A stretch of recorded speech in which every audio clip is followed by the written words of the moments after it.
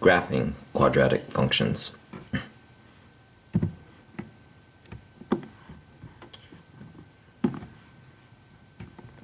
Let's first get a graph here, an x and a y axis, and let's graph this function.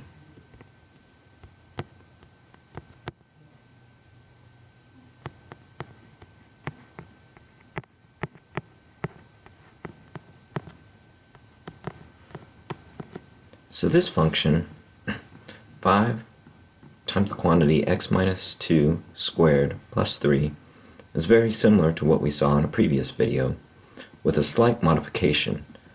This 5, it's the stretching factor, or a, as it's known in both the vertex form of the equation, which we have here, and also the ABC form of the equation.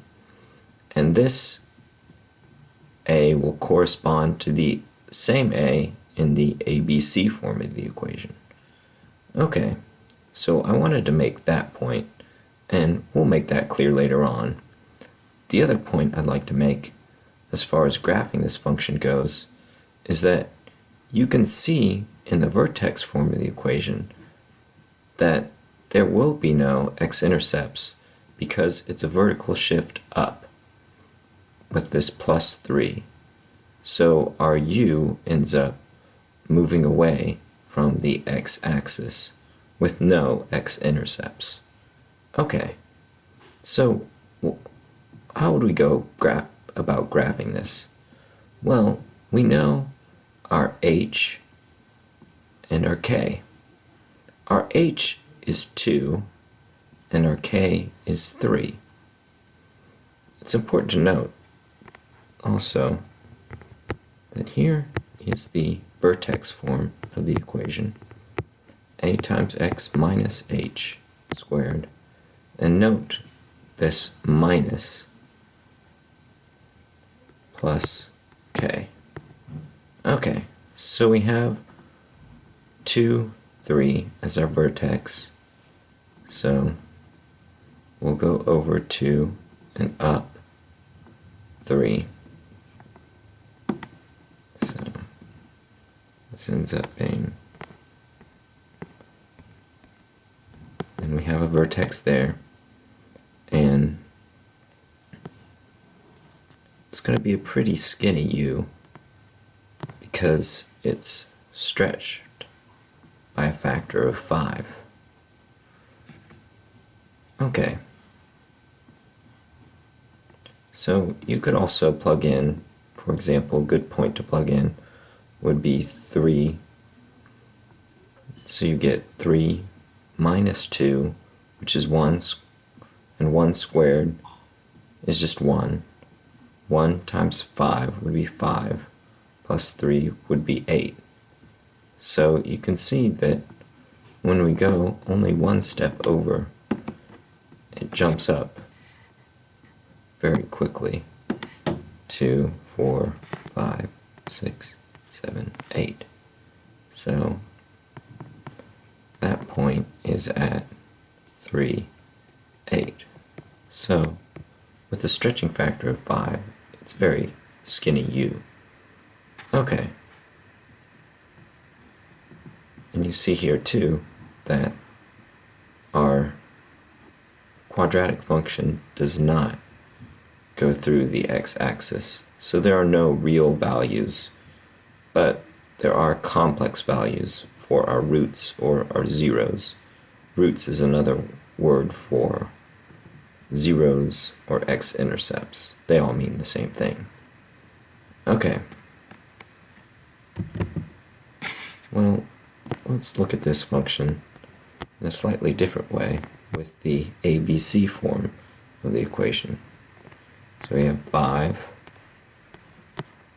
Here's the vertex form. That was the 2 for h squared plus 3.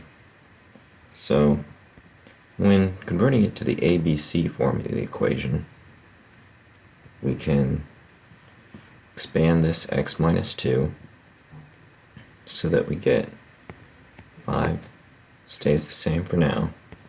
We get x squared minus 4x plus 4 plus 3. And now we have to distribute that 5, as in multiply by 5 by each term. Okay, so we get 5x squared minus 20x plus 20 plus 3. Okay, so the final step would just be to add these constants together. 5x squared minus 20x plus 23. Okay, so here you can see that we have ax squared plus bx, in this case the b is negative 20, plus c.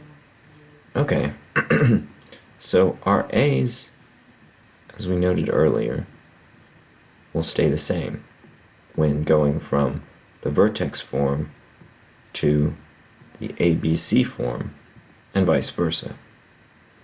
Okay, I'd also like to point out that when you plug in 0 for x, what do you get? Well, let's look at that. So, here's our function.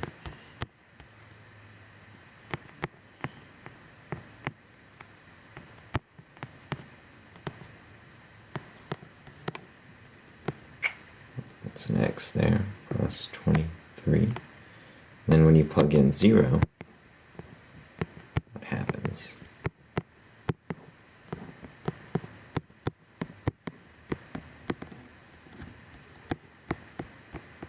Well, these go away because 0 squared is 0.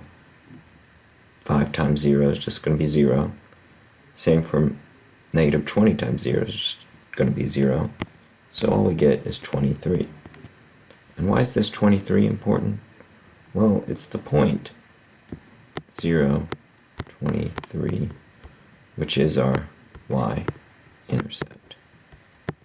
So you can see that this c value in the ABC form of the quadratic function gives you your y-intercept. Interesting. So that can also help us graph the function.